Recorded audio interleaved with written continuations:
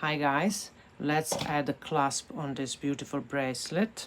You will need 2 end caps, and I will tell you now that is one how to measure, that is 10 millimeters or 1 centimeters wide end clasp end cap, or what is more important is 8 millimeters diameter, inner diameter of that end cap. That is more important, 8 millimeters. Okay, now you will need one lobster clasp, you will need 2 jump rings. And how you do it? First of all, with 2 pliers, you will need 2 pliers, you open the jump ring. So one plier on this side, the other plier on the opposite side. Then you need to pass with this jump ring through the loop on the clasp.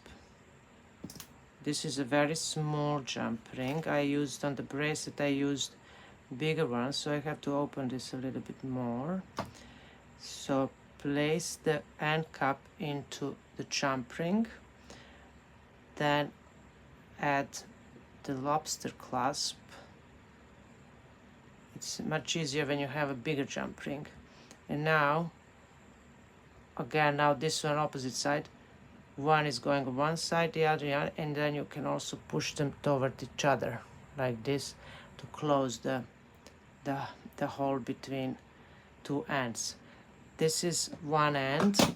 On the other end, you are going to add only jump ring, and if you like, maybe this kind of chain. So we now did this side.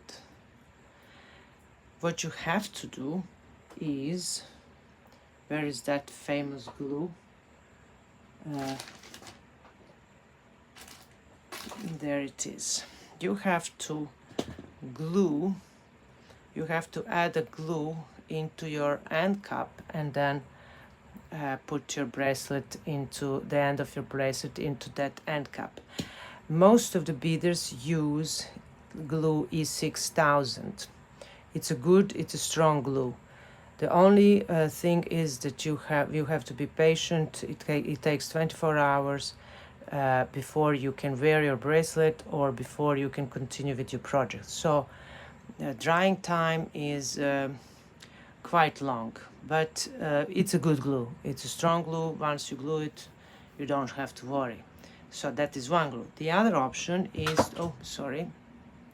the other option is to use super glue. I found this one on the island. No idea if you can find it anywhere. It's a really super glue. So you don't have to wait much, maybe a few minutes only, and then you can continue. If you use super glue, take care, because you can glue yourself very easy. Happened to me many times. So with this one is a little bit easier, because it's not like all those what you can buy in the supermarket. This one has this nice tip, so you can drop few drops and close it immediately, and you are done. So whatever glue you have to add the glue in your bead cup. You have to, with the toothpick, you have to spread the glue in the inner side of the bead cup, you know, like this.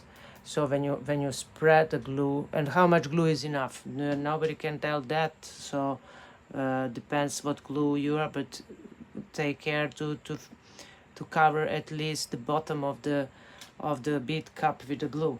And then